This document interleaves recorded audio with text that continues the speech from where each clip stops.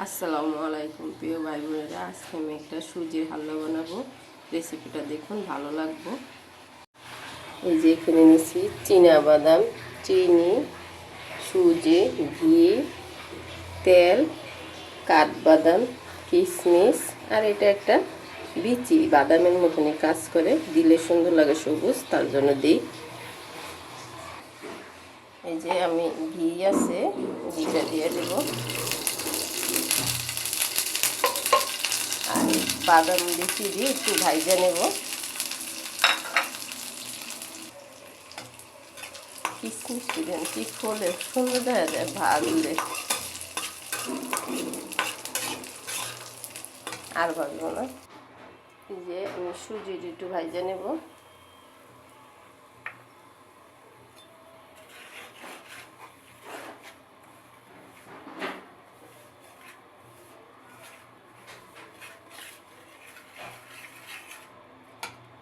তেল,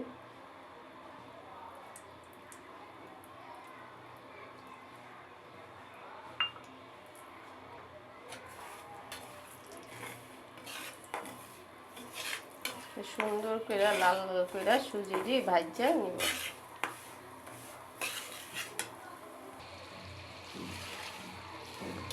লাড়া চাড়া দিয়ে সুন্দর করে ভাজা নিতে হবে। ভাজতে ভাজতে মানে ভাজাটা যদি লাড়াটা কমায় দেন তাহলে কুইড়া দেব। আর সুন্দর করে লাড়া চাড়া দিলে এটা লাল এর মতন হবে, দেখতে সুন্দর দেখা যায়।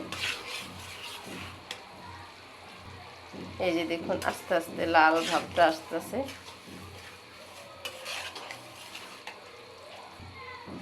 এই যে দেখুন, এটা লাল বলা যায় না, এটা একটা বাদামি কালারের মতন হয়।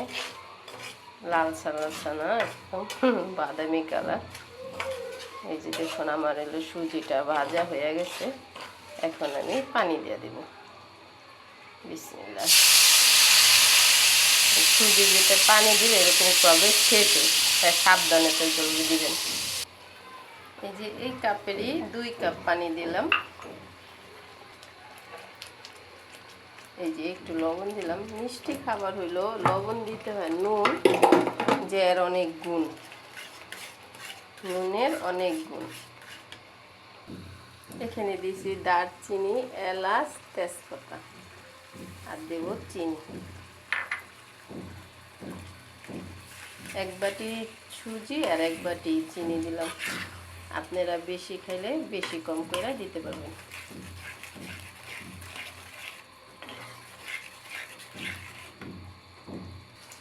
এই যে দেখুন, আজকে আমি সুজিটা কোনো কাটাকাটি করব না, এইভাবে রান্না করব। তার জন্য যে বাদাম যে ভাজছিলাম কিন্তু আমি দিয়ে দেব।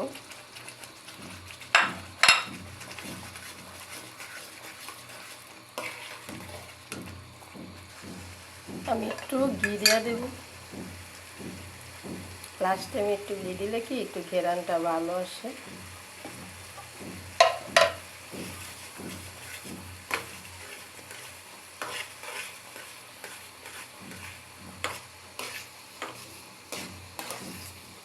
এই যে হয়ে গেছে আমার হালুয়াটা, এখন আমি নামাই নিব। এই যে আমার হালুয়াটা হয়ে গেছে, দেখুন কত সুন্দর। এখন আমি উপর দিয়ে যে বাদাম কিশমিশটি ভাজছিলাম এটা আমি একটু দিয়ে দেব।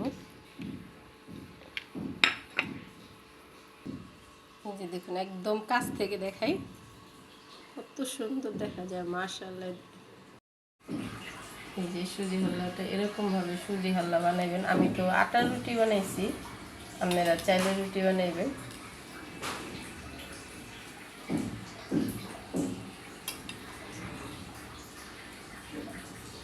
এই যে কি মুলাম হয়েছে দেখুন রুটিটা।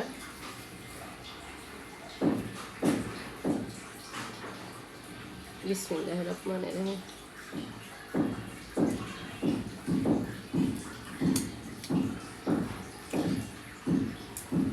বাদামগুলো কামড় করা তো খুব ভালো লাগে। যদি ভিডিওটা ভালো লাগে লাইক শেয়ার সাবস্ক্রাইব করে আল্লাহ হাফেজ।